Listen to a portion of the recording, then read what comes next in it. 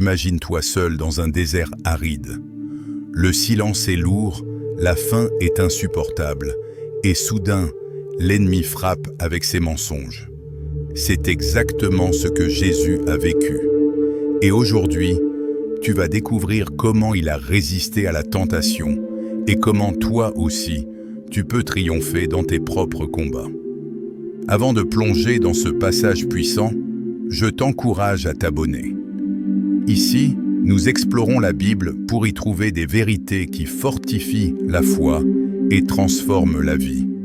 Abonne-toi, active la cloche de notification et marchons ensemble dans la lumière de la parole. Découvrons d'abord comment commence cette épreuve dans les versets 1 à 4 du chapitre 4 de Matthieu. Alors Jésus fut emmené par l'Esprit dans le désert pour être tenté par le diable.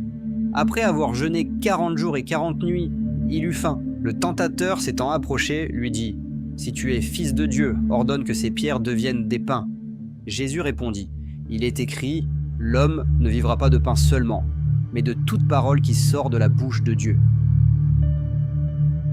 Quel contraste puissant entre la faiblesse humaine et la force de la parole.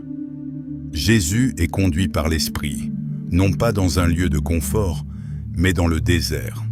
Cela nous rappelle que Dieu peut permettre l'épreuve pour nous former. Et c'est là que le diable frappe, en attaquant le besoin immédiat, la faim. Mais Jésus répond par une vérité éternelle. Il est écrit « Cela nous enseigne que face à nos manques, la parole de Dieu nourrit plus que tout. » La prochaine fois que tu es tenté de céder à l'immédiat, souviens-toi que ton âme a besoin de la parole avant tout. Regardons maintenant comment l'ennemi tente de manipuler même la foi de Jésus dans les versets 5 à 7.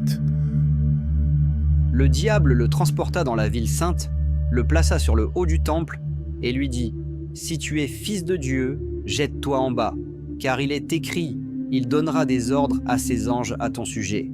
Et ils te porteront sur les mains, de peur que ton pied ne heurte contre une pierre. » Jésus lui dit, « Il est aussi écrit, tu ne tenteras point le Seigneur, ton Dieu. »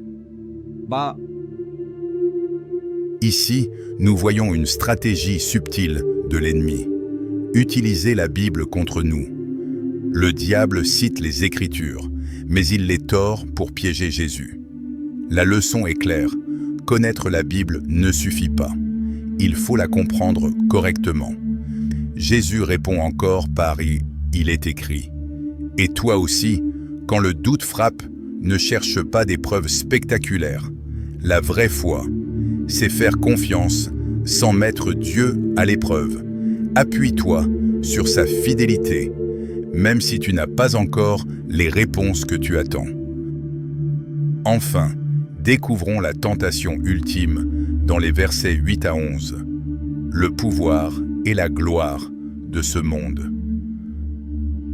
Le diable le transporta encore sur une montagne très élevée, lui montra tous les royaumes du monde et leur gloire, et lui dit « Je te donnerai toutes ces choses si tu te prosternes et m'adores. » Jésus lui dit « Retire-toi, Satan, car il est écrit « Tu adoreras le Seigneur, ton Dieu, et tu le serviras lui seul. » Alors le diable le laissa, et voici, des anges vinrent auprès de Jésus et le servaient.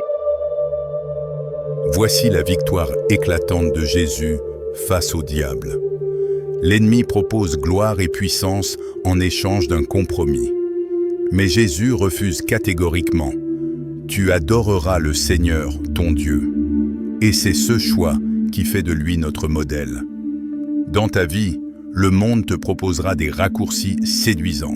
Mais sache-le, dire non à la tentation, c'est dire oui à Dieu.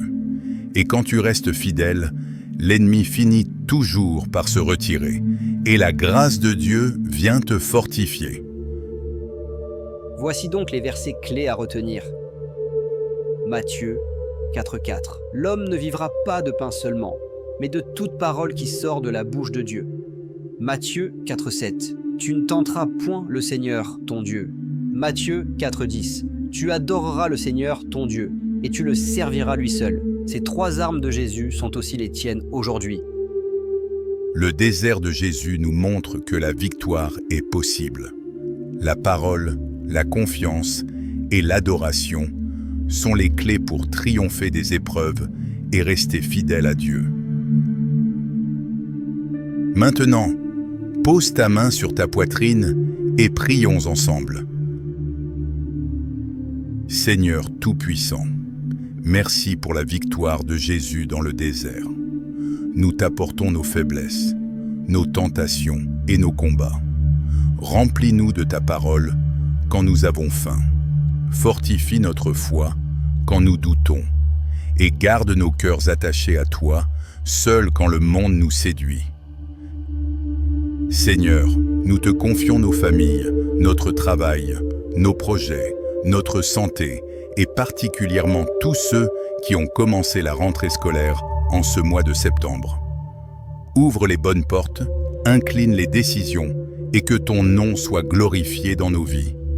Merci car tu es fidèle et tu nous rends plus que vainqueurs. Au nom de Jésus-Christ, nous prions. Amen.